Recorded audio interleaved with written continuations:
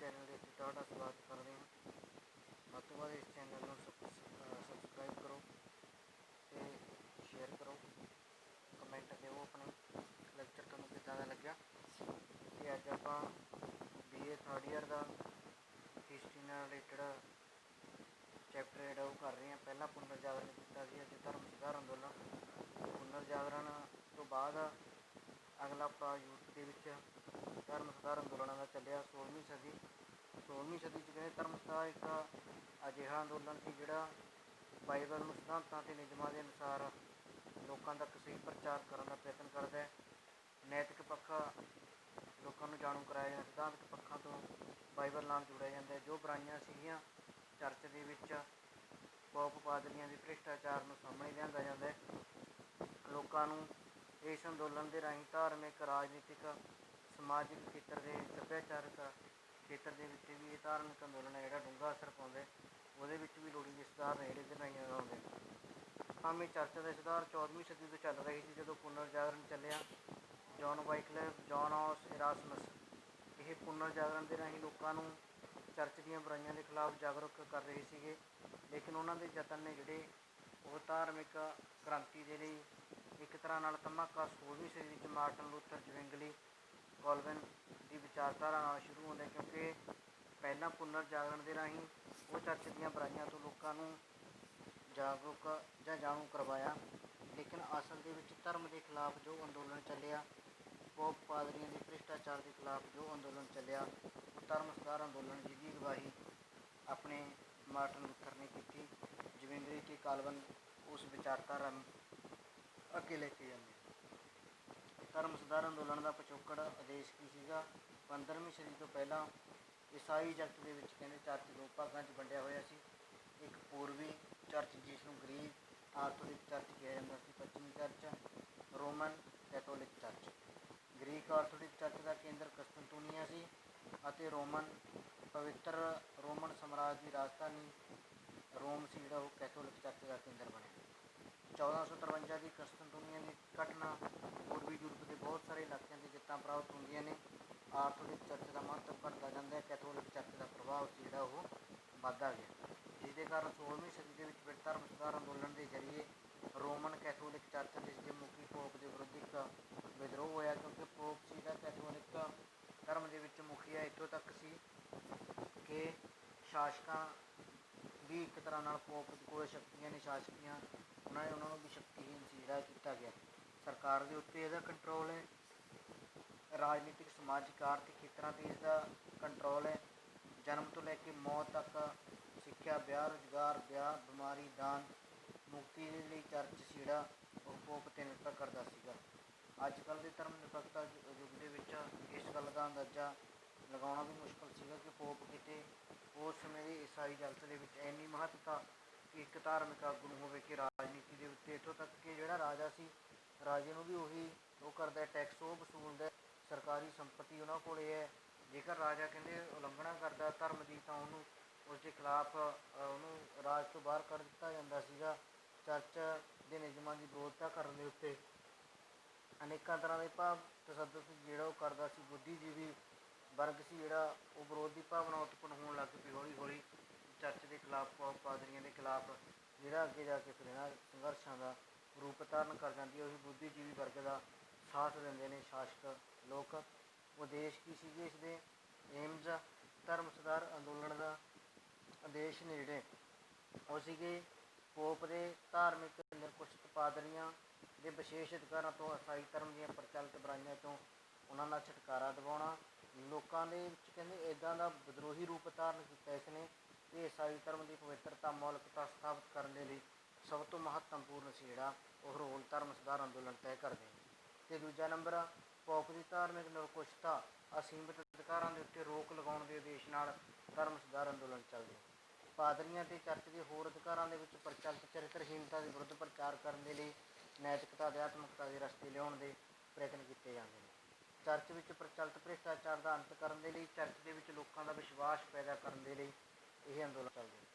ਮੁਕਤੀ ਪ੍ਰਾਪਤ ਲਈ ਸਧਾਰਨ ਲੋਕਾਂ ਦੀ ਪੋਪ 'ਤੇ ਨਿਰਭਰਤਾ ਦਾ ਅੰਤ ਕਰਕੇ ਈਸ਼ਵਰ ਦੀ ਸ਼ਰਧਾ ਅਤੇ ਸੱਚੀ ਸ਼ਰਧਾ ਭਾਵਨਾ ਉਤਪੰਨ ਕਰਨ ਦੇ ਪ੍ਰਯਤਨ ਕੀਤੇ ਜਾਂਦੇ। ਇਹ ਉਦੇਸ਼ਾਂ ਨੂੰ ਲੈ ਕੇ ਧਰਮ ਸੁਧਾਰ ਅੰਦੋਲਨ ਯੂਰਪ ਵਿੱਚ ਚੱਲਿਆ। ਧਰਮ ਸੁਧਾਰ ਅੰਦੋਲਨ ਦੇ ਕਾਰਨ ਕੀ ਸੀਗੇ ਉਹ ਆਪਾਂ ਪਿੱਛੇ ਪੜ੍ਹਿਆ। ਧਰਮ ਸੁਧਾਰ ਅੰਦੋਲਨ ਜਾਂ ਪ੍ਰੋਟੈਸਟ ਅੰਦੋਲਨ ਦੇ ਨਾਂ ਨਾਲ ਪ੍ਰਸਿੱਧ ਹੋਇਆ। ਪ੍ਰੋਟੈਸਟੈਂਟ ਅੰਦੋਲਨ ਚਰਚ ਦੇ ਵਿੱਚ ਖੋਖਲੇ ਰੀਤੀ ਰਿਵਾਜਾਂ, ਭ੍ਰਿਸ਼ਟਾਚਾਰ, ਪੋਪ ਪਾਦਰੀਆਂ ਦੇ ਖਿਲਾਫ ਇੱਕ ਬੁਲੰਦ ਆਵਾਜ਼ ਉੱਠਦੀ ਹੈ, ਜਿਹਦੇ ਕਾਰਨ ਬੁੱਧੀਜੀਵੀ ਵਰਗ, ਸ਼ਾਸਕ ਲੋਕ ਇਸ ਨਾਲ ਜੁੜਦੇ ਨੇ ਅਤੇ ਜਿਹਦੇ ਕਾਰਨ ਕਹਿੰਦੇ ਇੱਕ ਵੱਡਾ ਹੰਝੂਮ ਇੱਦਾਂ ਦਾ ਬਣ ਜਾਂਦਾ ਹੈ ਜਿਹੜਾ ਧਰਮ ਸੁਧਾਰ ਅੰਦੋਲਨਾਂ ਦੇ ਰੂਪ ਦੇ ਵਿੱਚ ਉਹਨਾਂ ਦੇ ਖਿਲਾਫ ਕੰਮ ਕਰਦੇ ਅਤੇ ਪ੍ਰਭਾਵ ਕੀ ਬਣੇ ਜਾਂ ਆਪਾਂ ਕੀ ਕਹਾਂਗੇ ਕਿਹੜੇ ਪ੍ਰਮੁੱਖ ਕਾਰਨ ਰਹੇ ਧਰਮ ਸੁਧਾਰ ਅੰਦੋਲਨ ਦੇ, ਜਿਨ੍ਹਾਂ ਕਾਰਨ ਇਹ ਸਫਲ ਹੋਇਆ। ਚਰਚ ਦੀਆਂ ਬੁਰਾਈਆਂ ਪਿੱਛੇ ਪੜ੍ਹੇ। ਚਰਚ ਕੀ ਸੀ? ਪੋਪ ਪਾਦਰੀਆਂ ਦੇ ਵਿਸ਼ੇਸ਼ ਅਧਿਕਾਰ ਦਿੱਤੇ ਜਾਂਦੇ ਨੇ, ਸ਼ਾਸਕ ਵਰਗ 'ਤੇ ਉਹ ਰਾਜ ਕਰਦੇ ਨੇ। ਇੱਥੋਂ ਤੱਕ ਰਾਜਿਆਂ ਨੂੰ ਬਣਾਉਣਾ, ਜੇਕਰ ਰਾਜੇ ਪੋਪ ਪਾਦਰੀ ਕਿਸੇ ਨਿਯਮ ਦੀ ਉਲੰਘਣਾ ਕਰਦੇ ਜਾਂ ਉਹਨਾਂ ਦੀ ਆਗਿਆ ਨਾ ਮੰਨਦੇ ਤਾਂ ਉਹਨਾਂ ਨੂੰ ਰਾਜ ਤੋਂ ਲਾਹ ਦਿੰਦੇ ਸੀਗੇ। ਇੱਦਾਂ ਬਹੁਤ ਸਾਰਾ ਇੱਕ ਤਰ੍ਹਾਂ ਨਾਲ ਕਿਹਾ ਜਾਵੇ ਕਹਿੰਦੇ ਪੂਰੇ ਤੌਰ ਦੇ ਉੱਤੇ ਰਾਜੇ ਰਾਜਕੁਮਾਰਾਂ ਦੇ ਉੱਤੇ ਅਧਿਕਾਰ। ਅਸਲ ਦੇ ਵਿੱਚ ਸ਼ਾਸਕ ਹੀ ਪੋਪ ਹੁੰਦਾ ਸੀ, ਜਿਹੜਾ ਉਹੀ ਹੁੰਦਾ ਸੀ। ਰਾਜੇ ਨੇ ਜਿਹੜੇ ਉਹ ਆਪਣਾ ਜੀਵਨ ਵਿੱਚ ਰਾਸ਼ਟਰ ਵਿੱਚ ਬਤੀਤ ਕਰਦੇ ਨੇ, ਰਾਜ ਵੱਲ ਉਹਨਾਂ ਦਾ ਕੋਈ ਜ਼ਿਆਦਾ ਧਿਆਨ ਸੀ ਜਿਹੜਾ ਉਹ ਨਹੀਂ ਦਿੰਦਾ ਸੀ। ਸਪੇਨ ਦਾ ਐਲਵਰੋ ਪਲਾਇਓ ਨਾਮਕ ਪਾਦਰੀ ਸਪਸ਼ਟ ਰੂਪ ਵਿੱਚ ਆਪ ਕਿਹਾ, ਉਸਨੇ ਕਹਿੰਦੇ ਚਰਚ ਦੇ ਉੱਤੇ ਬਘਿਆੜਾਂ ਦਾ ਕੰਟਰੋਲ ਹੈ ਅਤੇ ਈਸਾਈ ਲੋਕਾਂ ਦਾ ਖੂਨ ਚੂਸ ਰਹੇ ਨੇ। ਉਹ ਪਾਦਰੀਆਂ ਨੇ ਉੱਚ ਕੋਟੀ ਦੀ ਪਵਿੱਤਰ ਨੈਤਿਕਤਾ ਜੀਵਨ ਬਤੀਤ ਕਰਨ ਦੀ ਉਮੀਦ ਕੀਤੀ ਜਾਂਦੀ ਸੀ, ਪਰ ਨਿਯਮਾਂ ਨੇ ਉਹਨਾਂ ਨੂੰ ਕੁਆਰਾ ਰਹਿਣਾ ਹੁੰਦਾ ਸੀ। ਪਰ ਈਸਾ ਮਸੀਹ ਅਤੇ ਉਸਦੇ ਚੇਲਿਆਂ ਨੇ ਗਰੀਬੀ ਕੱਟੀ, ਪਾਦਰੀਆਂ ਤੋਂ ਨਿਰਧਨਤਾ ਦਾ ਜੀਵਨ ਬਚਾਉਣ ਦੀ ਆਸ ਕੀਤੀ, ਪਰੰਤੂ ਕਹਿੰਦੇ ਉਹ ਸਾਰਾ ਕੁਝ ਉਹਨਾਂ ਦੇ ਧਰਮਾਂ ਦੇ ਖਿਲਾਫ ਸੀਗਾ। ਉਹ ਉਹਨਾਂ ਚੀਜ਼ਾਂ ਤੋਂ ਭੜਕ ਚੁੱਕੇ ਸੀ ਜਿਹੜੇ ਦਾ ਉਹਨਾਂ ਨੇ ਭਾਵ ਈਸਾ ਮਸੀਹ ਨੇ ਜਿੱਦਾਂ ਦੀ ਮਿਸਾਲ ਦਿੱਤੀ। ਚਰਿੱਤਰਹੀਨ ਹੋ ਗਏ। ਉਹ ਇਸਤਰੀਆਂ ਨਾਲ ਨਜਾਇਜ਼ ਸੰਬੰਧ ਬਣਾਉਂਦੇ ਨੇ, ਗੈਰ ਕਾਨੂੰਨੀ ਸੰਤਾਨਾਂ ਪੈਦਾ ਹੋਣ ਲੱਗ ਪਈਆਂ। ਪਾਦਰੀਆਂ ਅਤੇ ਕੁਲੀਨਾਂ ਵਾਂਗ ਰਹਿੰਦੇ ਸੀਗੇ। ਉਹ ਭਾਵ ਆਪਣਾ ਇੱਕ ਸ਼ਾਸਕ ਦੀ ਤਰ੍ਹਾਂ ਜੀਵਨ ਜਿਉਣਾ ਸ਼ੁਰੂ ਕਰ ਦਿੱਤਾ। ਇਸ ਰਾਜਧਨ ਦੌਲਤ ਭ੍ਰਿਸ਼ਟਾਚਾਰੀ ਆਮ ਬੋਲਬਾਲਾ ਹੋ ਗਿਆ। ਪੋਪ ਦੀ ਨਿਰਕੋ ਸ਼ਕਤੀ ਅਤੇ ਇਸ ਦਾ ਦੁਰਉਪਯੋਗ ਕਹਿੰਦੇ ਕੈਥੋਲਿਕ ਚਰਚ ਦੇ ਵਿੱਚ ਜਿੰਨੀ ਸ਼ਕਤੀ ਪੋਪ ਕੋਲੇ ਆਈ, ਪਾਦਰੀਆਂ ਕੋਲੇ ਆਈ, ਜਿਹੜੀ ਕਹਿੰਦੇ ਉਹ ਅਸੀਮਿਤ ਸ਼ਕਤੀ ਸੀ, ਜਿਸ ਬਾਰੇ ਵਿਖਿਆਨ ਨਹੀਂ ਕੀਤਾ ਜਾ ਸਕਦਾ ਹੈਗਾ। ਕਹਿੰਦੇ ਉਹਨਾਂ ਨੇ ਆਪਣੀ ਸ਼ਕਤੀ ਨੂੰ ਗਲਤ ਤਰੀਕੇ ਨਾਲ ਵਰਤਣਾ ਸ਼ੁਰੂ ਕਰ ਦਿੱਤਾ। ਸਰਵਉੱਚ ਕਾਨੂੰਨ ਨਿਰਮਾਤਾ ਉਹ ਨੇ, ਸਰਵਉੱਚ ਨਿਆਂ ਅਧਿਕਾਰੀ ਉਹ ਨੇ। ਚਰਚ ਸੰਪੂਰਨ ਗਤੀਵਿਧੀਆਂ ਦਾ ਕੇਂਦਰ ਬਣ ਕੇ ਜਦੋਂ ਰਿਹਾ, ਪੂਰਾ ਪ੍ਰਸ਼ਾਸਨਿਕ ਢਾਂਚਾ ਉਸਦੇ ਅੰਦਰ ਰਿਹਾ ਅਤੇ ਰੋਮ ਨਗਰ ਆਸ-ਪਾਸ ਦੇ ਪ੍ਰਦੇਸ਼ ਪੇਪਲ ਸਟੇਟ ਦਾ ਸੁਤੰਤਰ ਸ਼ਾਸਕ ਸੀ, ਜਿਹੜਾ ਯੂਰਪੀ ਕੈਥੋਲਿਕ ਰਾਜ ਦੇ ਅਧਿਕਾਰ ਖੇਤਰ 'ਚ ਉਹਨਾਂ ਨੂੰ ਨਿਯੁਕਤ ਕਰਦਾ। ਇਸ ਤਰ੍ਹਾਂ ਨਾਲ ਕਹਿੰਦੇ ਆਪਾਂ ਕੀ ਕਹਿ ਸਕੀਏ, ਪੋਪ ਦਾ ਇੱਕ ਨੁਮਾਇੰਦਾ ਕਹਿੰਦੇ 1314 ਦੇ ਵਿੱਚ ਕੀ ਲਿਖਦਾ ਹੈ, ਕਹਿੰਦੇ ਪੋਪ ਆਪਣੀ ਸ਼ਕਤੀ ਈਸ਼ਵਰ ਤੋਂ ਪ੍ਰਾਪਤ ਕਰਦਾ ਹੈ ਅਤੇ ਉਹ ਧਰਤੀ ਦੇ ਉੱਤੇ ਈਸ਼ਵਰ ਦਾ ਪ੍ਰਤੀਨਿਧ ਹੈ। ਭਾਵ ਇੱਕ ਵੱਡਾ ਪਾਪੀ ਵੀ ਕਿਉਂ ਨਾ ਹੋਵੇ, ਉਸ ਦੀ ਆਗਿਆ ਦਾ ਪਾਲਣ ਕਰਨਾ ਜ਼ਰੂਰੀ ਸੀ। ਭਾਵ ਭ੍ਰਿਸ਼ਟਾਚਾਰੀ, ਪਾਪੀ, ਪੋਪ ਕੁਛ ਵੀ ਹੈ, ਲੋਕ ਉਸ ਦੀ ਆਗਿਆ ਦਾ ਪਾਲਣ ਕਰਦੇ ਨੇ, ਭ੍ਰਿਸ਼ਟਾਚਾਰੀ ਬਣ ਗਏ ਉਹ।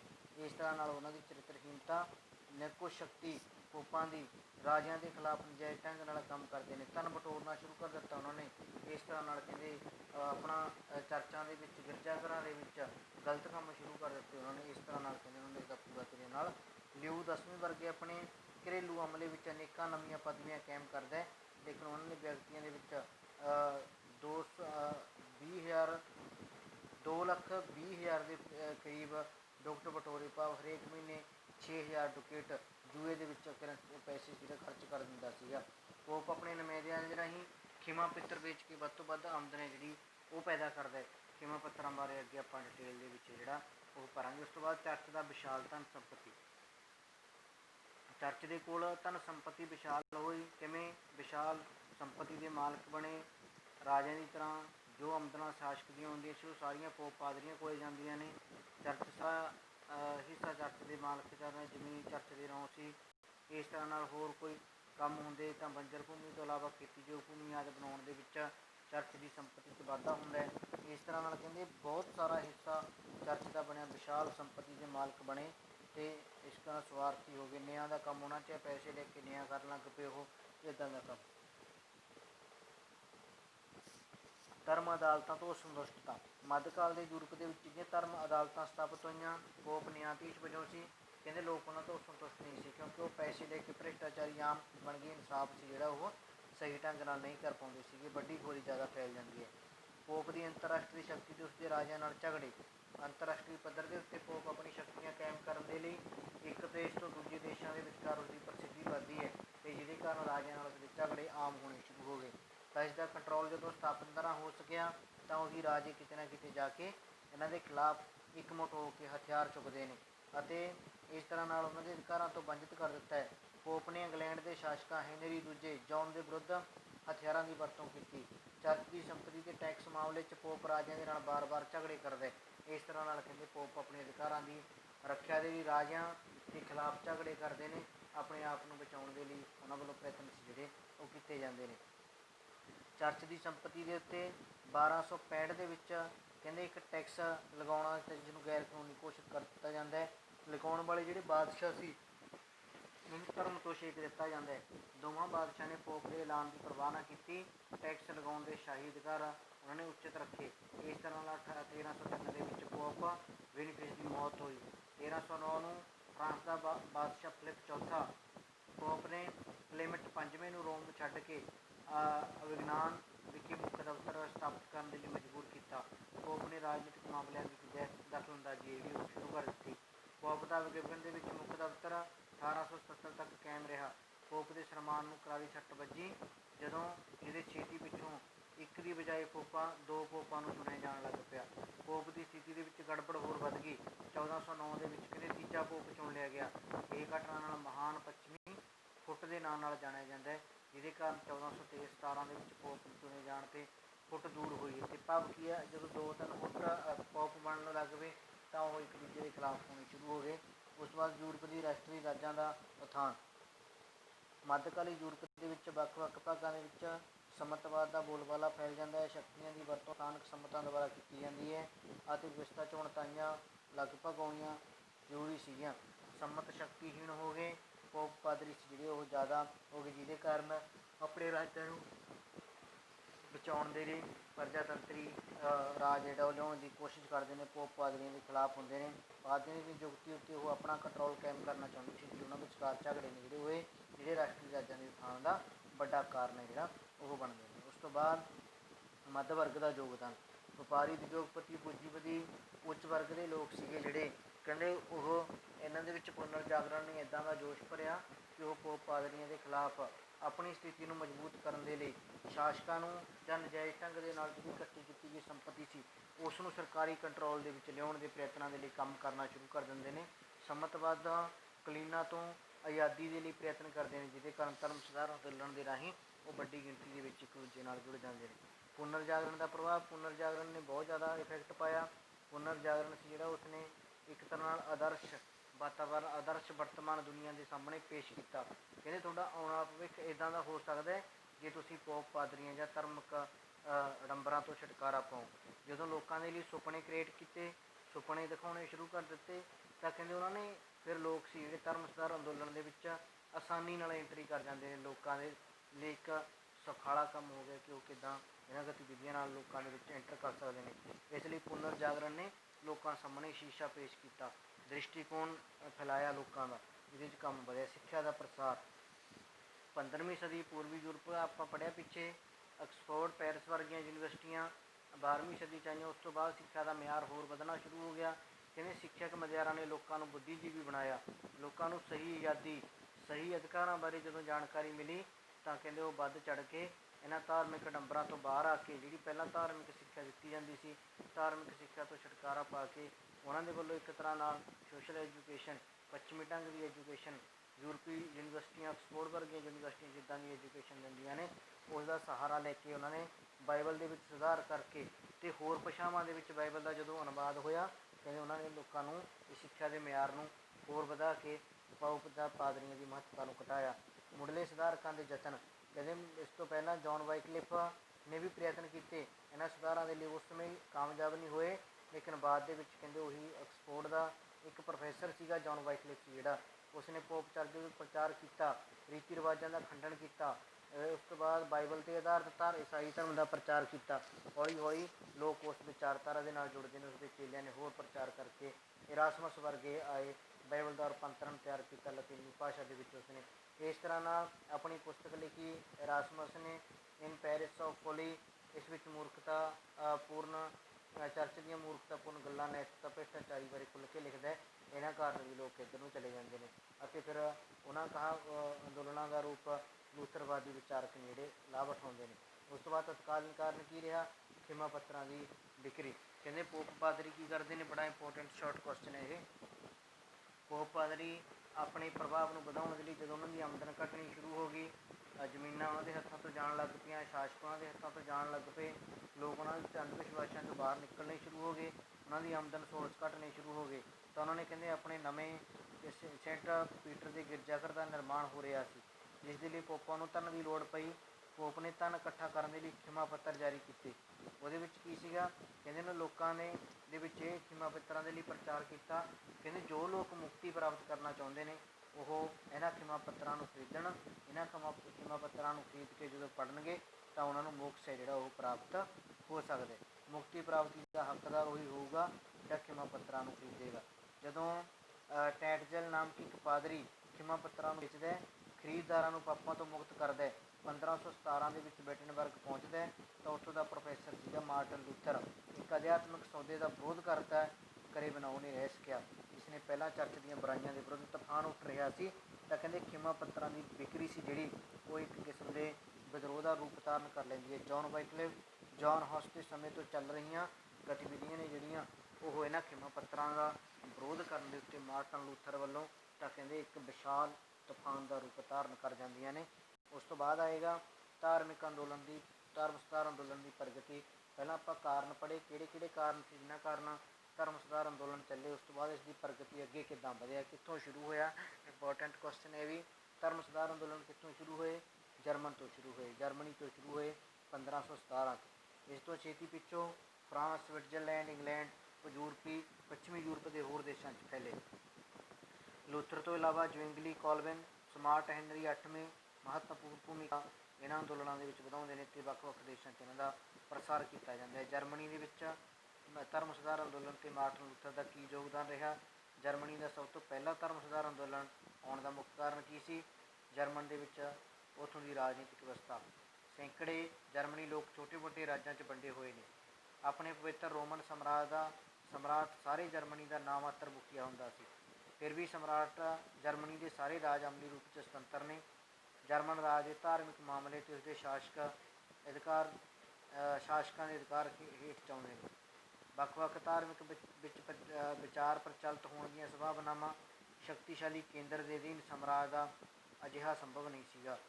ਦੂਜਾ, ਜਰਮਨ 16ਵੀਂ ਸਦੀ ਦੇ ਸ਼ੁਰੂ 'ਚ ਵਪਾਰ, ਵਣਜ, ਬੈਂਕ ਪ੍ਰਣਾਲੀ ਦੇ ਵਿਕਾਸ ਹੋ ਰਿਹਾ ਸੀਗਾ, ਜਿਹਦੇ ਕਾਰਨ ਜਰਮਨੀ ਦੀ ਵਪਾਰਿਕ ਕਾਫੀ ਧਨ ਕਮਾਉਣ ਲੱਗ ਪਏ ਅਤੇ ਰੋਮਨ ਕੈਥੋਲਿਕ ਚਰਚ ਦੁਆਰਾ ਪਵਿੱਤਰਤਾ ਅਤੇ ਨਿਰੰਤਰਤਾ ਦੇ ਜੀਵਨ ਦਾ ਪ੍ਰਚਾਰ ਉਹ ਪਸੰਦ ਨਹੀਂ ਕਰਦੇ ਸੀਗੇ। ਇਸ ਲਈ ਕੈਥੋਲਿਕ ਚਰਚ ਨੂੰ ਉਹਨਾਂ ਨੇ ਜਾਇਜ਼ ਢੰਗ ਨਾਲ ਨਿਯੰਤਰ ਹੋ ਜਾਣ 'ਤੇ ਧਨ ਦੀ ਪ੍ਰਥਾ ਨੂੰ ਰਾਜ ਦੇ ਹਿੱਤਾਂ ਦੇ ਵਿਰੁੱਧ ਸਮਝਿਆ ਉਹਨਾਂ ਨੇ।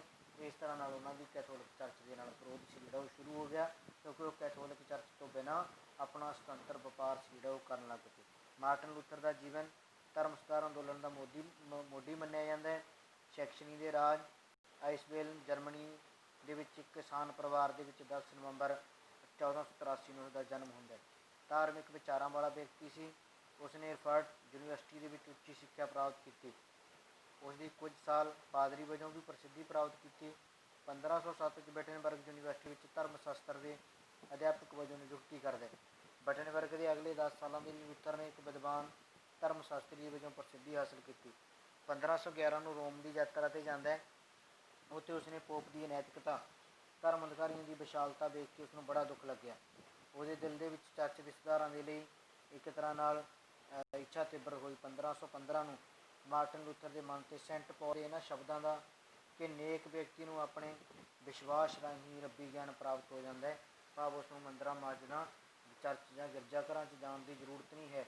ਜਿਹੜਾ ਨੇਕ ਵਿਅਕਤੀ ਹੈ, ਸਹੀ ਕੰਮ ਕਰਦਾ ਹੈ, ਇਮਾਨਦਾਰ, ਉਸਨੂੰ ਆਪਣੇ ਆਪ ਮੋਕਸ਼ ਮਿਲੂਗਾ। ਤਾਂ ਇਸ ਦਾ ਉਹਦੇ ਮਨ 'ਤੇ ਡੂੰਘਾ ਪ੍ਰਭਾਵ ਪਿਆ।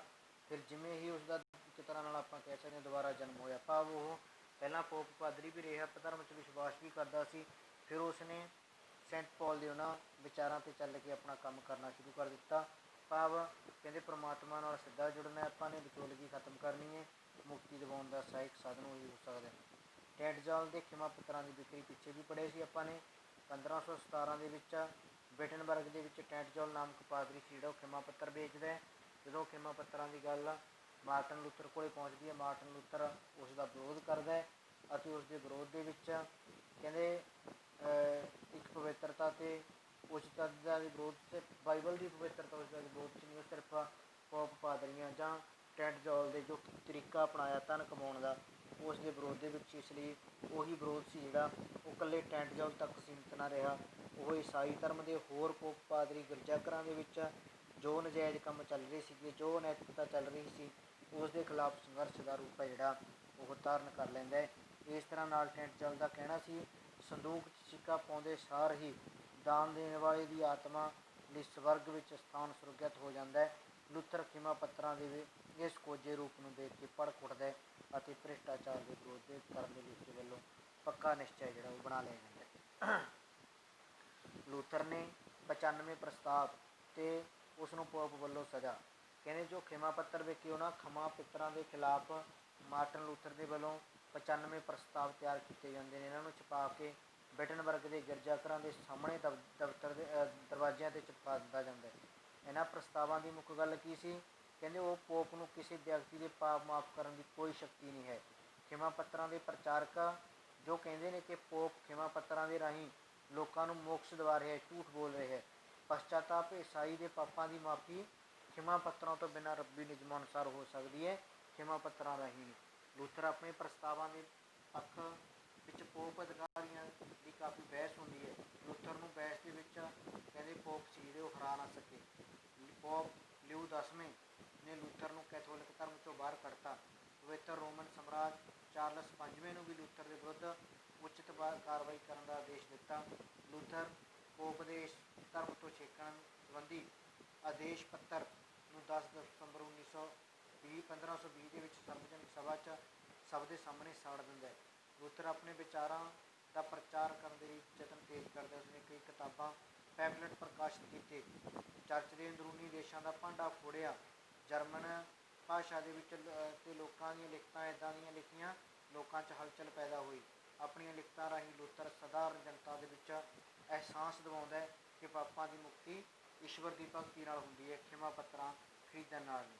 ਪਾਦਰੀਆਂ ਦੀ ਕਿਰਪਾ ਖਿਮਾ ਪੱਤਰਾਂ ਨਾਲ ਨਹੀਂ ਹੋ ਸਕਦੀ। ਇਸ ਤਰ੍ਹਾਂ ਨਾਲ ਪਾਦਰੀਆਂ ਨੂੰ ਵਿਆਹ ਕਰਕੇ ਸੱਭਿਅਕ ਢੰਗ ਦਾ ਨਾਗਰਿਕ ਅਤੇ ਗ੍ਰਸਥ ਜੀਵਨ ਬਿਤਾਉਂਦੇ ਹੋਏ ਕੰਮ ਕਰਨ ਦਾ ਵਿਰੋਧ ਕੀਤਾ, ਕਿਉਂਕਿ ਈਸਾ ਮਸੀਹ ਇਸ ਦੇ ਖਿਲਾਫ ਸੀਗਾ। ਉਸ ਤੋਂ ਬਾਅਦ important short question, diet of Burman Sabha Ki C? Luther ਦੇ ਵੱਧਦੇ ਪ੍ਰਭਾਵ, ਚਰਚ ਦੇ ਵਿਰੁੱਧ ਬਗਾਵਤ ਦਾ ਅੰਤ ਕਰਨ ਦੇ ਲਈ ਪੋਪ ਦੇ ਸਮਰਥਕ ਰੋਮਨ ਸਮਰਾਟ ਚਾਰਲਸ 5ਵਾਂ ਲੂਥਰ ਨੂੰ 18 ਅਪ੍ਰੈਲ 1521 ਦੇ ਵਿੱਚ ਬਰਮਨ ਪ੍ਰੀਸ਼ਦ ਦੇ ਵਿੱਚ ਪ੍ਰਵੇਸ਼ ਹੋਣ ਲਈ ਬੁਲਾਉਂਦਾ ਹੈ। ਬਰਮਨ ਦੀ ਸਭਾ ਵਿੱਚ ਲੂਥਰ ਆਪਣੇ 95 ਪ੍ਰਸਤਾਵ ਤਿਆਗਣ ਦੇ ਲਈ ਕਿਹਾ ਜਾਂਦਾ ਹੈ, ਲੇਕਿਨ ਲੂਥਰ ਨੇ ਮੰਨਣ ਤੋਂ ਇਨਕਾਰ ਕਰ ਦਿੱਤਾ। ਉਸ ਦੇ ਪ੍ਰਤੀਬੰਧ ਲਗਾ ਦਿੱਤਾ, ਉਹਦੇ ਜੀਵਨ ਅਤੇ ਲਿਖਤਾਂ ਜ਼ਬਤ ਕਰਨ ਦੀ ਘੋਸ਼ਣਾ ਕੀਤੀ। ਲੂਥਰ ਦੇ ਸਮਰਥਕਾਂ 'ਚ ਕੋਈ ਘਾਟ ਨਹੀਂ ਆਈ। ਸੈਕਸ਼ਨੀ ਦੇ ਸ਼ਾਸਕ ਨੇ ਲੂਥਰ ਨੂੰ ਸ਼ਰਨ ਦਿੱਤੀ। ਕਹਿੰਦੇ ਉਹ ਲਗਭਗ 1 ਸਾਲ ਨਾਈਟ ਜਾਰਜ ਦੇ ਭੇਸ਼ ਦੇ ਵਿੱਚ ਸੈਕਸ਼ਨੀ ਦੇ ਸ਼ਕਤੀਸ਼ਾਲੀ ਕਿਲੇ 'ਚ ਰਿਹਾ। ਚਾਰਲਸ 5ਵਾਂ ਸੀ ਜਿਹੜਾ ਫਰਾਂਸੀਸੀਆਂ ਵਿਰੁੱਧ ਯੁੱਧ ਵਿੱਚ ਉਲਝਿਆ ਹੋਇਆ ਸੀ। ਲੂਥਰ ਦੇ ਵਿਰੁੱਧ ਐਲਾਨ ਕਾਗਜ਼ ਉੱਤੇ ਲਿਖਿਆ ਰਹਿ ਗਿਆ ਅਤੇ ਲੂਥਰ ਦੀ ਜਨ ਸਧਾਰਨ ਦੇ ਵਿੱਚ ਲੋਕਪ੍ਰਿਅਤਾ ਵੱਧਦੀ ਗਈ ਅਤੇ ਜਿਹਦੇ ਕਾਰਨ ਜਰਮਨੀ ਦੇ ਵਿੱਚ ਜਦੋਂ ਗ੍ਰਹਿ ਯੁੱਧ ਦਾ ਕਾਰਨ ਬਣੀ। ਲੂਥਰ ਦੀਆਂ ਲਿਖਤਾਂ ਤੋਂ ਪ੍ਰਭਾਵਿਤ ਹੋ ਕੇ ਫਿਕਸ਼ਨ ਦੇ ਮੱਠ ਤਿਆਗ ਦਿੱਤੇ। ਲੂਥਰ ਦੇ ਬਾਅਦ ਦੇ ਵਿੱਚ ਉਸ ਨਾਲ ਵਿਆਹ ਕਰ ਲਿਆ। ਲੂਥਰ ਨੇ ਸਿਰਫ 11 ਹਫ਼ਤਿਆਂ ਵਿੱਚ ਨਵੀਂ ਬਾਈਬਲ ਦਾ ਅਨੁਵਾਦ ਜਰਮਨ ਭਾਸ਼ਾ ਦੇ ਵਿੱਚ ਕੀਤਾ, ਜਿਹਦੇ ਛੇਤੀ ਪਿੱਛੋਂ ਜਰਮਨ ਲੋਕਾਂ ਦੇ ਵਿੱਚ ਜਰਮਨ ਭਾਸ਼ਾ ਦੇ ਵਿੱਚ ਅਨੁਵਾਦ ਕੀਤੀ ਗਈ ਬਾਈਬਲ ਲੂਥਰ ਦੁਆਰਾ ਹਰਮਨ ਪਿਆਰੀ ਹੋ ਗਈ।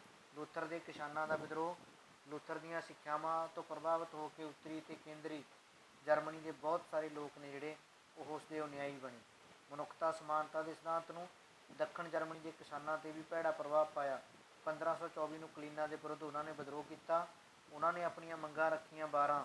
ਉਹਨਾਂ 12 ਮੰਗਾਂ ਦੇ ਵਿੱਚ ਦਾਸਾਂ ਦੀ ਅੰਤਤਾ, ਬਾਈਬਲ ਦੇ ਲਈ ਦਾਸਤਾ ਦਾ ਜ਼ਿਕਰ ਕੀਤਾ, ਨਿੱਤ ਵੱਧ ਰਹੀਆਂ ਬੇਰੁਜ਼ਗਾਰੀ ਸੰਬੰਧੀ ਸੇਵਾਵਾਂ ਬਾਰੇ ਲਿਖਿਆ, ਨਿਆਂਪੂਰਨ ਢੰਗ ਬਾਰੇ ਲਿਖਿਆ, ਚਾਰਗਾਹਾਂ ਅਤੇ ਕੁਲੀਨਾਂ ਦੀ ਮਾਲਕੀਅਤ ਖਤਮ ਕਰਨ ਬਾਰੇ ਲਿਖਿਆ।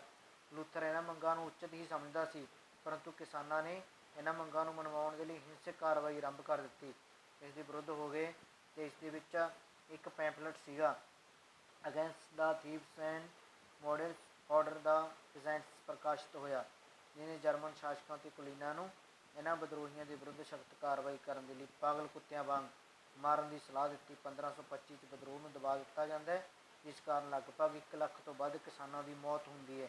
ਦੱਖਣ ਜਰਮਨੀ ਦੇ ਬਹੁਤ ਸਾਰੇ ਕਿਸਾਨ ਲੂਥਰ ਦੇ ਖਿਲਾਫ ਹੋਏ।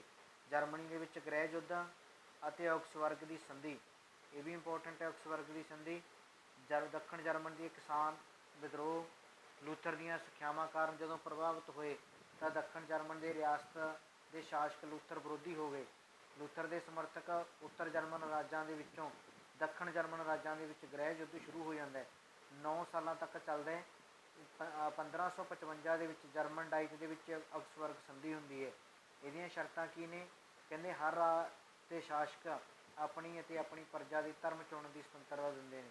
1552 ਨੂੰ ਪਹਿਲਾਂ ਪ੍ਰੋਟੈਸਟਾਂ ਦੁਆਰਾ ਅਧਿਕਾਰੀ ਹੇਠ ਲਿਖੀ ਜਾਇਦਾਦ ਉੱਤੇ ਉਹਨਾਂ ਦਾ ਅਧਿਕਾਰ ਪ੍ਰਮਾਣ ਕਰ ਲਿਆ ਜਾਂਦਾ ਹੈ। ਲੂਥਰ ਤੋਂ ਬਿਨਾਂ ਕਿਸੇ ਹੋਰ ਨੂੰ ਮਾਨਤਾ ਨਹੀਂ ਦਿੱਤੀ ਜਾਵੇਗੀ। ਕੈਥੋਲਿਕ ਖੇਤਰ ਦੇ ਵਿੱਚ ਵਸਣ ਵਾਲੇ ਲੂਥਰਵਾਦੀਆਂ ਨੂੰ ਧਰਮ ਛੱਡਣ ਦੇ ਲਈ ਮਜਬੂਰ ਕੀਤਾ ਜਾਏਗਾ।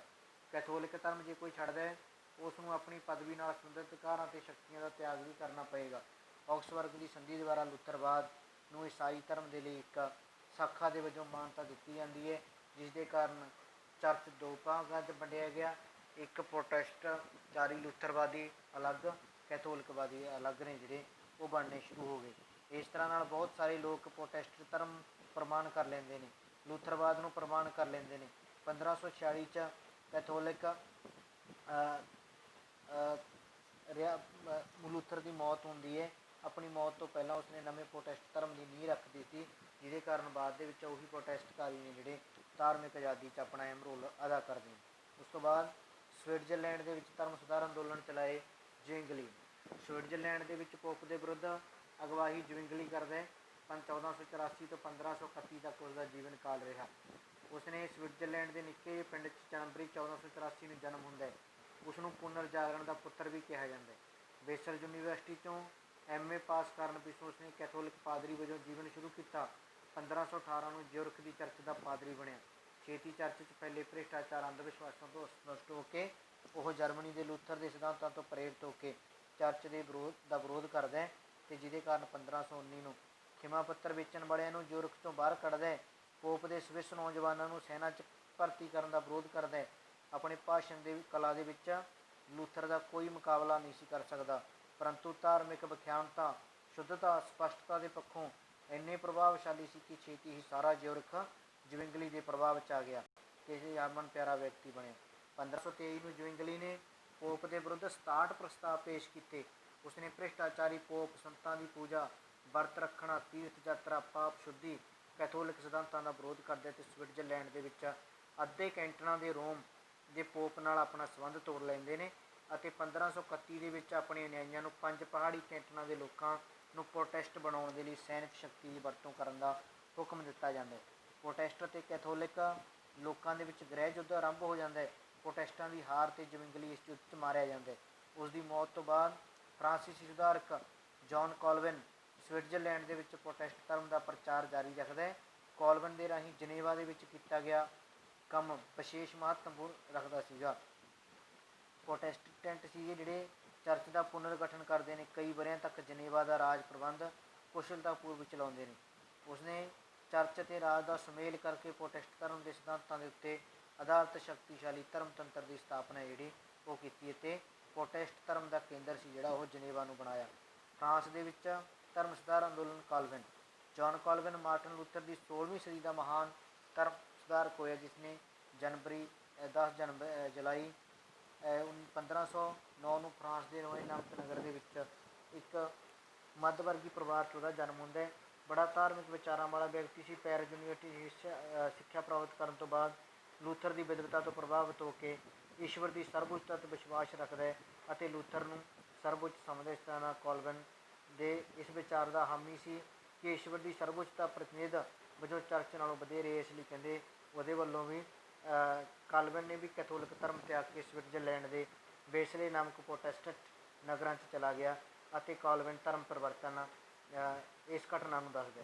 1536 ਦੇ ਵਿੱਚ ਉਹਨੇ ਲਤੀਨੀ ਭਾਸ਼ਾ ਦੇ ਵਿੱਚ ਆਪਣੀ ਪੁਸਤਕ ਲਿਖੀ the institute of the Christian religious, ਜਿਹਦੀ ਪਹਿਲਾ ਐਡੀਸ਼ਨ 1 ਸਾਲ ਦੇ ਅੰਦਰ ਵਿਕ ਜਾਂਦਾ ਹੈ ਅਤੇ ਲੋਕਾਂ ਨੂੰ ਪਵਿੱਤਰਤਾ ਅਤੇ ਨੈਤਿਕਤਾ ਜੀਵਨ ਬਤੀਤ ਕਰਨ ਲਈ ਪ੍ਰੇਰਨਾ ਦਿੱਤੀ ਜਾਂਦੀ ਹੈ। ਭੋਗ ਵਿਲਾਸ਼ਾ ਅਤੇ ਪਾਦਰੀਆਂ ਦੇ ਜੀਵਨ ਦੇ ਵਿੱਚ ਸਰਲਤਾ ਲਿਆਉਣ ਦੇ ਲਈ ਉਹਦੇ ਵੱਲੋਂ ਪ੍ਰਯਤਨ ਕੀਤੇ ਜਾਂਦੇ ਨੇ। ਕਾਲਵਨ ਦਾ ਨਿੱਜੀ ਜੀਵਨ ਅਤਿਅੰਤ ਸ਼ੁੱਧ, ਪਵਿੱਤਰ, ਅਨਿਯਮਿਤ ਸੀਗਾ। ਆਪਣੀਆਂ ਵਿਲਾਖਾਵਾਂ ਨੂੰ ਪੂਰਨ ਨਿਯੰਤਰਣ ਰੱਖਦਾ ਅਤੇ ਆਦਰਸ਼ ਪਾਲਣ ਕਰਦਾ। ਕਾਲਵਨਵਾਦ, ਉਸ ਦੇ ਸਿਧਾਂਤਾਂ ਨੂੰ ਕਾਲਵਨਵਾਦ ਦਾ ਸਮੂਹ ਕਿਹਾ ਜਾਣ ਲੱਗ ਪਿਆ। ਛੇਤੀ ਹੀ ਕਾਲਵਨਵਾਦ ਦਾ ਪ੍ਰਭਾਵ France, Netherlands, Poland, Hungary, Scotland, England ਦੇ ਦੇਸ਼ਾਂ 'ਚ ਫੈਲ ਜਾਂਦਾ ਹੈ। ਜਨੇਵਾ ਸਾਰੇ ਮਹਾਂਦੀਪਾਂ ਤੋਂ ਦੇ ਦੁਖੀ, ਪੀੜਤਾਂ ਅਤੇ ਸ਼ੋਸ਼ਿਤ ਪ੍ਰੋਟੈਸਟਾਂ ਦੇ ਆਸਰੇ ਦਾ ਸਥਾਨ ਬਣ ਗਿਆ। ਵੱਖ ਵੱਖ ਦੇਸ਼ਾਂ ਦੇ ਵਿੱਚ ਕਾਲਵਨ ਨੇ ਵੱਖ ਵੱਖ ਨਾਂ ਪੈ ਗਏ। ਫਰਾਂਸ ਦੇ ਵਿੱਚ ਕਾਲਵਨਵਾਦ ਦੇ ਸਮਰਥਕਾਂ ਨੂੰ ਹਿਊਗਨੌਟ ਕਿਹਾ ਜਾਂਦਾ ਹੈ। ਇਹਨਾਂ ਦੇ ਸ਼ਹਿਰਾਂ 'ਚ ਵਪਾਰੀ ਸ਼ਿਲਪਕਾਰ ਹੁੰਦੇ ਸੀ। ਫਰਾਂਸ ਦੇ ਬਾਦਸ਼ਾਹ ਰੋਮਨ ਕੈਥੋਲਿਕ ਚਰਚ ਦੇ ਪ੍ਰਤੀ ਵਫਾਦਾਰ ਰਹੇ। ਉਸ ਤੋਂ ਬਾਅਦ ਸਕਾਟਲੈਂਡ ਦੇ ਵਿੱਚ ਕਾਲਵਨ ਅਨੁਯਾਈਆਂ ਨੂੰ ਪ੍ਰੈਸਬਿਟੇਰੀਅਨਜ਼ ਅਤੇ ਇੰਗਲੈਂਡ ਦੇ ਵਿੱਚ ਪਿਊਰਿਟੀਅਨ ਨਾਂ ਦਿੱਤਾ ਗਿਆ। ਇਹਨਾਂ ਸਾਰਿਆਂ ਨੇ ਧਰਮ ਦੇ ਮੂਲ ਸਿਧਾਂਤ ਇੱਕੋ ਸੀਗੇ। ਇੰਗਲੈਂਡ 'ਚ ਧਰਮ ਸੁਧਾਰ ਅੰਦੋਲਨ ਜਰਮਨੀ ਤੋਂ ਸ਼ੁਰੂ ਹੋਇਆ। ਮਾਰਟਨ ਲੂਥਰ ਦੇ ਪ੍ਰਚਾਰਾਂ ਤੋਂ ਪਹਿਲਾਂ ਹੋਇਆ। ਉੱਥੇ ਪੋਪ ਚਰਚ ਦੀ ਖੁੱਲ੍ਹੇਆਮ ਆਲੋਚਨਾ ਕਰਨ ਵਾਲਾ ਪਹਿਲਾ ਮਹੱਤਵਪੂਰਨ ਸੁਧਾਰਕ ਜੌਨ ਵਾਈਕਲਿਫ ਇੰਗਲੈਂਡ ਦਾ ਸੀਗਾ। ਉਸਨੇ ਆਪਣੀ ਪੋਪ ਧਰਤੀ ਉੱਤੇ ਪਰਮਾਤਮਾ ਦਾ ਪ੍ਰਤੀਕ ਨਹੀਂ ਹੈ, ਉਹਨਾਂ ਨੇ ਦੁਆਰਾ ਅਪਣਾਈਆਂ ਜੀਵਨ ਸਿਧਾਂਤਾਂ ਦੇ ਵਿਰੁੱਧ ਹੈ। ਉਹਨਾਂ ਦਾ ਪ੍ਰਚਾਰ ਕੀਤਾ। ਚਰਿੱਤਰਹੀਣਤਾ, ਭ੍ਰਿਸ਼ਟਾਚਾਰੀ, ਆਕਸਫੋਰਡ ਦਾ ਪ੍ਰੋਫੈਸਰ ਸੀਗਾ, ਉਹਨੂੰ ਪਦਵੀ ਤੋਂ ਹਟਾ ਦਿੱਤਾ ਜਾਂਦਾ ਹੈ। ਉਸਦੀ ਲੋਕਪ੍ਰਿਅਤਾ ਘਟ ਜਾਂਦੀ ਹੈ। ਬਾਅਦ ਦੇ ਵਿੱਚ ਜਦੋਂ ਉਸਦੀ ਮੌਤ ਹੋਈ, ਪਾਦਰੀਆਂ ਨੇ ਉਸਦੇ ਮ੍ਰਿਤਕ ਸਰੀਰ ਨੂੰ ਕਬਰਸਤਾਨ 'ਚੋਂ ਕਢਾ ਕੇ ਬਾਹਰ ਗੰਦਗੀ 'ਚ ਸਟਵਾ ਦਿੱਤਾ। ਜਿਹਦੇ ਕਾਰਨ ਚਰਚ ਵਿਰੋਧੀ ਅੰਦੋਲਨਾਂ ਨੂੰ ਕਾਫੀ ਧੱਕਾ ਲੱਗਦਾ। ਹੈਨਰੀ ਪੰਜਵਾਂ ਦੇ ਕਾਲ 'ਚ ਵਾਈਕਲਿਫ ਨੇ ਅਨੁਯਾਈ ਸ਼ਕਤੀ ਨਾਲ ਦਾ ਦਮਨ ਕੀਤਾ ਜਾਂਦਾ ਹੈ। ਵਾਈਕਲਿਫ ਬਹੁਤ ਸਾਰੇ ਅਨੁਯਾਈ ਇੰਗਲੈਂਡ ਛੱਡ ਕੇ ਚਲੇ ਜਾਂਦੇ ਨੇ। ਅਸਲ ਦੇ ਵਿੱਚ ਇੰਗਲੈਂਡ 'ਚ ਧਰਮ ਸੁਧਾਰ ਅੰਦੋਲਨ ਹੈਨਰੀ 8ਵੇਂ ਦੇ ਕਾਲ 'ਚ ਜ਼ੋਰ ਪੜਿਆ। ਹੈਨਰੀ 8ਵਾਂ ਆਪਣੀ ਪਤਨੀ ਕੈਥਰੀਨ ਨੂੰ ਤਲਾਕ ਦੇ ਕੇ ਕਹਿੰਦੇ ਆਪਣੀ ਪ੍ਰੇਮਿਕਾ ਐਨੀ ਬੋਲੇਦਨ ਦੇ ਨਾਲ ਸ਼ਾਦੀ ਕਰਨਾ ਚਾਹੁੰਦਾ ਸੀਗਾ। ਹੈਨਰੀ ਨੂੰ ਆਪਣੀ ਵੰਸ਼ ਦੇ ਲਈ ਪੁੱਤਰ ਅਤੇ ਉੱਤਰਾਧਿਕਾਰੀ ਦੀ ਲੋੜ ਸੀ। ਕੈਥਰੀਨ ਤੋਂ ਹੋਣ ਦੀ ਆਸ ਨਹੀਂ ਸੀ। ਹੈਨਰੀ ਨੇ ਜਦੋਂ ਪੋਪ ਕਲੇਮੈਂਟ 7ਵੇਂ ਤੋਂ ਕੈਥਰੀਨ ਨੂੰ ਤਲਾਕ ਦੇਣ ਅਤੇ ਐਨੀ ਨੂੰ ਵਿਆਹ ਦੀ ਆਗਿਆ ਮੰਗੀ ਤਾਂ ਆਗਿਆ ਦੇਣ ਤੋਂ ਇਨਕਾਰ ਕਰ ਦਿੱਤਾ। ਹੈਨਰੀ ਨੇ ਪੋਪ ਦੀ ਆਗਿਆ ਦੀ ਉਲੰਘਣਾ ਕਰਕੇ ਪੋਪ ਨਾਲ ਸੰਬੰਧ ਤੋੜਨ ਦਾ ਨਿਸ਼ਚਾ ਕੀਤਾ ਅਤੇ ਹੈਨਰੀ ਨੇ ਪਾਰਲੀਮੈਂਟ ਤੋਂ ਪੋਪ ਦੇ ਵਿਰੁੱਧ ਪ੍ਰਭੂਤਵ ਕਾਨੂੰਨ ਪਾਸ ਕੀਤਾ। ਇਸ ਐਕਟ ਦੇ ਦੁਆਰਾ ਇੰਗਲੈਂਡ ਦੇ ਸਮਰਾਟ ਨੂੰ ਇੰਗਲੈਂਡ ਦੀ ਚਰਚ ਦਾ ਸਰਵੋਤਮ ਮੁਖੀਆ ਕਰਾਰ ਦਿੱਤਾ ਜਾਂਦਾ ਹੈ। ਪੋਪ ਦੀ ਮਹੱਤਤਾ ਸੀ ਜਿਹੜੀ ਉਹ ਇੰਗਲੈਂਡ ਤੋਂ ਘਟਣੀ ਸ਼ੁਰੂ ਹੋ ਗਈ। ਤਾਂ ਕੈਥੋਲਿਕ ਮੱਠਾਂ ਦਾ ਅੰਤ ਕਰ ਦਿੱਤਾ ਆਪਣੇ ਦੇਸ਼ 'ਚ ਉਸਨੇ। ਰੋਮ ਨੇ ਪੋਪ ਨੂੰ ਇੰਗਲੈਂਡ ਤੋਂ ਜਾਣ ਦੇ ਲਈ ਸਾਲਾਨਾ ਭੇਟਾ ਦੇਣੀ ਬੰਦ ਕਰ ਦਿੱਤੀ।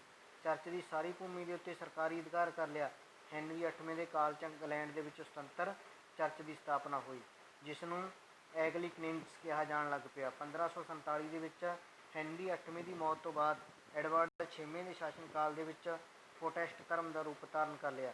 ਐਡਵਰਡ 6ਵੇਂ ਦੀ ਮੌਤ ਪਿੱਛੋਂ ਰਾਣੀ ਮੇਰੀ ਨੇ ਇੰਗਲੈਂਡ ਵਿੱਚ ਕੈਥੋਲਿਕ ਧਰਮ ਦੀ ਪੁਨਰ ਸਥਾਪਨਾ ਕਰਨ ਦਾ ਯਤਨ ਕੀਤਾ।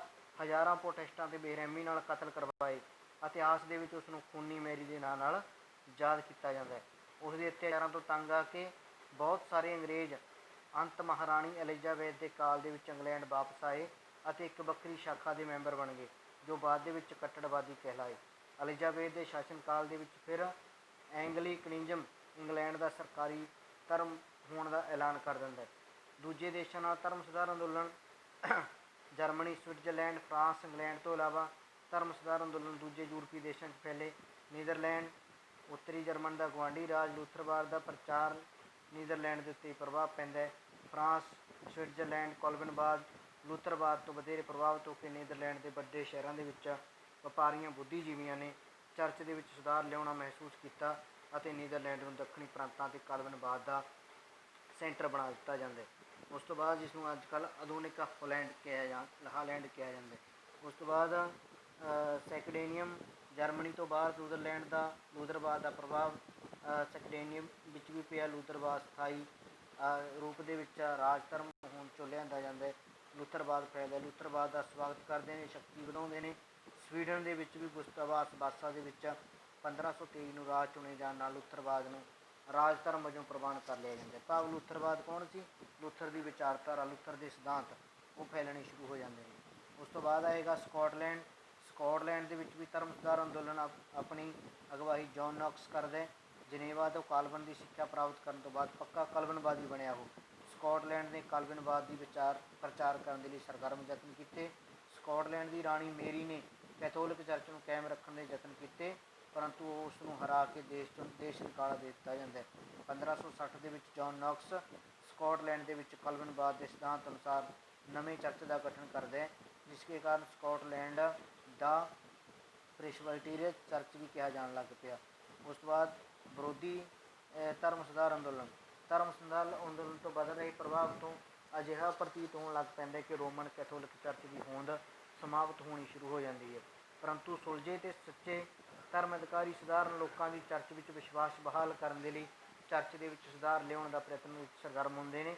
ਪੋਪ ਅਤੇ ਇਹਨਾਂ ਦੇ ਧਾਰਮਿਕ ਅਧਿਕਾਰੀਆਂ ਦੁਆਰਾ ਚਰਚ ਦੇ ਵਿੱਚ ਸੁਧਾਰ ਲਿਆਉਣ ਦੀ ਪ੍ਰਤਿਸ਼ਠਾ ਮੁੜ ਸਥਾਪਿਤ ਕਰਨ ਦੇ ਲਈ ਜੋ ਯਤਨ ਕੀਤੇ ਉਹਨਾਂ ਨੂੰ ਵਿਰੋਧੀ ਧਰਮ ਸੁਧਾਰ ਅੰਦੋਲਨ ਦਾ ਨਾਮ ਦਿੱਤਾ ਜਾਂਦਾ। ਭਾਵ ਕੁਝ ਲੋਕ ਸੀ ਜਿਹੜੇ ਕਾਲਵਿਨਵਾਦ ਨੂੰ ਹੀ ਮੰਨਦੇ ਸੀ, ਲੇਕਿਨ ਉਹ ਕਾਲਵਿਨਵਾਦ ਦੇ ਵਿੱਚ ਜੋ ਤਰੱਟੀਆਂ ਸੀਗੀਆਂ ਉਹਨਾਂ ਨੂੰ ਸੁਧਾਰ ਲਿਆਉਣ ਦਾ ਪ੍ਰਯਤਨ ਕੀਤਾ ਉਹਨਾਂ ਨੂੰ ਵਿਰੋਧੀ ਧਰਮ ਸੁਧਾਰ ਅੰਦੋਲਨ ਕਿਹਾ ਜਾਣ ਲੱਗ ਪਿਆ। ਤਾਂ ਕੈਥੋਲਿਕ ਧਰਮ ਸੁਧਾਰ ਕੀਤੇ ਯਤਨਾਂ ਦਾ ਨਾਂ ਹੀ ਇਹੀ ਵਿਰੋਧੀ ਧਰਮ ਸੁਧਾਰ ਹੈ। ਇਟਲੀ ਦੇ ਟ੍ਰੈਂਟ ਨਾਮਕ ਸਥਾਨ 'ਤੇ 1545 ਨੂੰ ਕੈਥੋਲਿਕ ਚਰਚ ਦੀ ਇੱਕ ਪਰਿਸ਼ਦ ਬੁਲਾਈ ਜਾਂਦੀ ਹੈ। ਅਨੇਕਾਂ ਕੈਥੋਲਿਕ ਵਿਦਵਾਨਾਂ ਧਰਮ ਸ਼ਾਸਤਰੀ ਭਾਗ ਲੈਂਦੇ ਨੇ। ਕੈਥੋਲਿਕ ਚਰਚ ਲਿਆਉਣ ਦੇ ਲਈ ਨਿਮਨਲਿਖਤ ਕੁਝ ਫੈਸਲੇ ਹੁੰਦੇ ਨੇ ਜਿਹੜੇ ਭਵਿੱਖ ਦੇ ਵਿੱਚ ਚਰਚ ਦੀ ਪਦਵੀ ਨਾ ਵੇਚੀ ਜਾਵੇ ਅਤੇ ਸਾਰੇ ਬਿਸ਼ਪ ਆਪਣੇ ਕਰਤੱਵਾਂ ਜਾਂ ਨਿਸ਼ਠਾਪੂਰਵਕ ਬਲ ਕਾਰਨ ਜਿੱਥੇ ਜ਼ਰੂਰੀ ਹੋਵੇ ਸਧਾਰਨ ਭਾਸ਼ਾ ਅਤੇ ਧਾਰਮਿਕ ਉਪਦੇਸ਼ ਦਿੱਤੇ ਜਾਣ। ਪਾਦਰੀਆਂ ਦੁਆਰਾ ਸਾਦਾ ਅਤੇ ਕਠੋਰ ਜੀਵਨ ਬਿਤਾਇਆ ਜਾਵੇ। ਕੈਥੋਲਿਕ ਚਰਚ ਵਿੱਚ ਪੂਜਾ ਦੀ ਇੱਕ ਵਿਧੀ ਅਤੇ ਇੱਕ ਪੁਸਤਕ ਰੱਖੀ ਜਾਵੇ। ਇੱਦਾਂ ਦਾ ਪ੍ਰੋਸੀਜਰ ਉਹਨਾਂ ਨੇ ਬਣਾਇਆ। ਖਿਮਾ ਪੱਤਰਾਂ ਦੀ ਵਿਕਰੀ ਬੰਦ ਕਰ ਦਿੱਤੀ ਜਾਵੇ।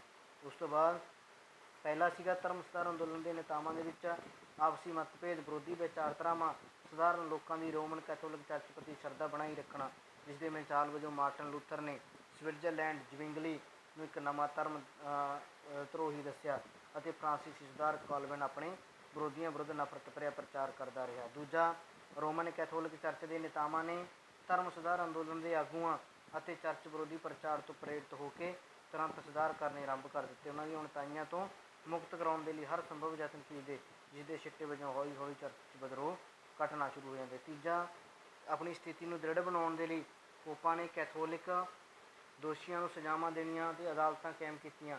ਪੜਤਾਲ ਅਧਿਕਾਰੀ ਨਿਯੁਕਤ ਕੀਤੇ। ਇਹਨਾਂ ਅਦਾਲਤਾਂ ਦੇ ਉੱਤੇ ਸਖਤ ਸਜ਼ਾਵਾਂ ਦਿੱਤੀਆਂ ਗਈਆਂ ਜੋ ਪੋਪ ਦੇ ਇਹਨਾਂ ਕਠੋਰ ਰਵੱਈਏ ਅਤੇ ਲੋਕਾਂ ਦੇ ਵਿੱਚ ਚਰਚ ਪ੍ਰਤੀ ਸ਼ਰਧਾ ਕਾਇਮ ਹੋਣੀ ਸ਼ੁਰੂ ਹੋਣ ਲੱਗ ਪਈ। ਚੌਥਾ, ਕੈਥੋਲਿਕ ਚਰਚ ਦੀ ਸ਼ਕਤੀ ਸਥਾਪਿਤ ਰੱਖਣ ਦੇ ਲਈ ਸਪੇਨ ਦੇ ਵਿੱਚ ਕਾਇਮ ਕੀਤੀ ਗਈ ਸੁਸਾਇਟੀ ਆਫ ਜੀਵਸ ਇੱਕ ਨਵੀਂ ਮਹੱਤਵਪੂਰਨ ਭੂਮਿਕਾ ਨਿਭਾਉਂਦੀ ਹੈ। ਇਸ ਸੁਸਾਇਟੀ ਦੀ ਸਥਾਪਨਾ ਕੀ ਸੀ? ਸਪੇਨ ਦੇ ਕੁਲੀਨ ਨੇ ਕੀਤੀ, ਜਿਸ ਦਾ ਉਦੇਸ਼ ਸੀਗਾ ਰੋਮਨ ਕੈਥੋਲਿਕ ਚਰਚ ਦੇ ਪ੍ਰਭਾਵ ਨੂੰ ਕਾਇਮ ਰੱਖਣਾ ਦਾ ਉਪਰਾਲਾ। ਸੁਸਾਇਟੀ ਨੇ ਨਵਯੁਵਕਾਂ ਨੂੰ ਕੈਥੋਲਿਕ ਸਕੂਲਾਂ 'ਚ ਸਿੱਖਿਆ ਪ੍ਰਦਾਨ ਕਰਕੇ ਵਿਰੋਧੀ ਦੇਸ਼ਾਂ ਦੇ ਵਿੱਚ ਪ੍ਰਚਾਰਕ ਭੇਜ ਕੇ ਕੈਥੋਲਿਕ ਚਰਚ ਦੀ ਸ਼ੁੱਧਤਾ ਨੂੰ ਸਥਾਪਿਤ ਕਰਨ ਦੇ ਪ੍ਰਯਤਨ ਨੇ ਜਿਹੜੇ ਕੀਤੇ, ਉਤਸ਼ਾਹਪੂਰਨ ਉਪਰਾਲੇ ਕੀਤੇ। ਪੰਜਵਾਂ, 16ਵੀਂ ਸਦੀ ਦੇ ਰੋਮ ਪੋਪਾਂ ਦੇ ਪਵਿੱਤਰ ਸਦਾਚਾਰੀ ਜੀਵਨ ਨੇ ਚਰਚ ਦੇ ਮਾਨ ਮਰਿਆਦਾ ਨੂੰ ਨਸ਼ਟ ਹੋਣ ਤੋਂ ਰੱਖਿਆ ਕੀਤੀ। ਪੋਪ ਪਾਲ ਤੀਜਾ ਪੋਪ ਦੀ ਨਿਯੁਕਤੀ ਨੇ ਚਰਚ ਦੇ ਸੁਧਾਰਾਂ ਵਿੱਚ ਰਸਤਾ ਖੋਲ੍ਹ ਦਿੱਤਾ। ਉਹਨਾਂ ਦੀਆਂ ਉਣਤਾਈਆਂ ਨੂੰ ਦੂਰ ਕਰਨ ਦੇ ਲਈ ਬੜੀ ਸਿਆਣਪ ਵਿਖਾਈ। ਇਸੇ ਤਰ੍ਹਾਂ ਪੋਪ ਪਾਲ ਪੰਜਵੇਂ ਅਤੇ ਸਿਕਸਟਨ ਪੰਜਵੇਂ ਚਰਚ ਵਿਰੋਧੀ ਪ੍ਰਚਾਰ ਨੂੰ ਸਖਤੀ ਨਾਲ ਕੁਚਲ ਕੇ ਰੋਮਨ ਕੈਥੋਲਿਕ ਚਰਚ ਦੀ ਸ੍ਰੇਸ਼ਟਤਾ ਸਥਾਪਿਤ ਕਰਨ ਦਾ ਬਹੁਮੁੱਲਾ ਯੋਗਦਾਨ ਪਾਉਂਦੇ ਨੇ ਅਤੇ ਪੋਪ ਨੇ ਚਰਚ ਦੇ ਕਰਮਚਾਰੀਆਂ ਦੇ ਪਵਿੱਤਰ ਜੀਵਨ, ਪੋਪ ਦੀ ਸਰਵਉੱਚਤਾ, ਚਰਚ ਅਧਿਕਾਰੀਆਂ ਦੀਆਂ ਪਦਵੀਆਂ ਦੀ ਵਿਕਰੀ 'ਤੇ ਰੋਕ ਲਗਾ ਕੇ ਈਸਾਈ ਮਤ ਦਾ ਸਧਾਰਨ ਭਾਸ਼ਾ 'ਚ ਪ੍ਰਚਾਰ ਕਰਨ 'ਤੇ ਜ਼ੋਰ ਦਿੱਤਾ। ਸਧਾਰਨ ਲੋਕਾਂ ਦੇ ਜੀਵਨ ਦੇ ਉੱਤੇ ਪੋਪ ਦੇ ਜੀਵਨ ਅਤੇ ਵਿਚਾਰਾਂ ਦਾ ਗਹਿਰਾ ਅਸਰ ਸੀਗਾ ਜਿਹੜਾ ਉਹ ਪੈਣਾ ਸ਼ੁਰੂ ਹੋ ਗਿਆ, ਜਿਸ ਦੇ ਸਿੱਟੇ ਵਜੋਂ ਕੈਥੋਲਿਕ ਚਰਚ ਦੀ ਸ਼ਕਤੀ ਹੈ ਜਿਹੜੀ ਉਹ ਵਧਣੀ ਅਤੇ ਬਹਾਲ ਹੋਣੀ ਸ਼ੁਰੂ ਹੋ ਗਈ। ਛੇਵਾਂ ਨੰਬਰ ਆ, ਵਿਰੋਧੀ ਧਰਮ ਸੁਧਾਰ ਅੰਦੋਲਨਾਂ ਦੀ ਸਫਲਤਾ ਦੇ ਵਿੱਚ ਯੂਰਪੀ ਦੇਸ਼ਾਂ ਦੇ ਸ਼ਾਸਕਾਂ ਨੇ ਵੀ ਪ੍ਰਭਾਵਸ਼ਾਲੀ ਭੂਮਿਕਾ ਨਿਭਾਈ। ਸਪੇਨ, ਪੁਰਤਗਾਲ, ਇਟਲੀ ਦੇ ਸ਼ਾਸਕ ਕੈਥੋਲਿਕ ਧਰਮ ਪ੍ਰਤੀ ਆਪਣੀ ਸ਼ਰਧਾ ਕਾਇਮ ਰੱਖਦੇ ਨੇ ਅਤੇ ਆਪਣੇ ਰਾਜਾਂ ਨੂੰ ਵੱਧ ਰਹੇ ਪ੍ਰੋਟੈਸਟ ਪ੍ਰਭਾਵ ਤੋਂ ਮੁਕਤ ਰੱਖਣ ਦਾ ਹਰ ਸੰਭਵ ਯਤਨ ਉਹਨਾਂ ਵੱਲੋਂ ਜਿਹੜਾ ਉਹ ਕੀਤਾ ਜਾਂਦਾ ਹੈ। ਇਸ ਸ਼ਕਤੀ ਨਾਲ ਕੈਥੋਲਿਕ ਵਿਰੋਧੀਆਂ ਦਾ ਅੰਤ ਕੀਤਾ ਜਾਂਦਾ ਹੈ। ਆਪਣੇ ਦੇਸ਼ ਦੀ ਪ੍ਰਜਾ ਨੂੰ ਕੈਥੋਲਿਕ ਧਰਮ ਦੇ ਪ੍ਰਤੀ ਸ਼ਰਧਾ ਰੱਖਣ ਦੇ ਲਈ ਵਿਵਸ਼ ਕੀਤਾ ਜਾਂਦਾ ਹੈ, ਮਜਬੂਰ ਕੀਤਾ ਜਾਂਦਾ ਹੈ। ਇਸ ਪ੍ਰਕਾਰ ਮਹਾਂਦੀਪਿਆ ਦੇ ਕਈ ਦੇਸ਼ਾਂ ਦੇ ਵਿੱਚ ਕੈਥੋਲਿਕ ਧਰਮ ਦੇ ਪ੍ਰਤੀ ਜਿਹੜੀ ਸ਼ਰਧਾ ਹੈ ਉਹ ਬਣਨੀ ਸ਼ੁਰੂ ਹੋ ਗਈ। ਇਸ ਤਰ੍ਹਾਂ ਆਪਾਂ ਕਹਿ ਸਕਦੇ ਹਾਂ ਜਿਹੜਾ ਇਹ ਧਰਮ ਵਿਰੋਧੀ ਅੰਦੋਲਨ ਸੀਗਾ, ਧਰਮ ਸੁਧਾਰ ਵਿਰੋਧੀ ਅੰਦੋਲਨ ਸੀ, ਇਹ ਅੰਦੋਲਨ ਕੈਥੋਲਿਕ ਦੇ ਧਰਮ ਦੇ ਵਿੱਚ ਕੁਝ ਸੁਧਾਰ ਲੈ ਕੇ ਆਉਂਦਾ। ਧਰਮ ਸੁਧਾਰ ਅੰਦੋਲਨ ਨੇ ਜਿੱਥੇ ਲੂਥਰਵਾਦ, ਕਾਲਵਿਨਵਾਦ ਦੀ ਵਿਚਾਰਧਾਰਾ ਨੂੰ ਫੈਲਾਇਆ, ਪ੍ਰੋਟੈਸਟੈਂਟ ਧਰਮ ਹੋਂਦ 'ਚ ਲਿਆਂਦਾ।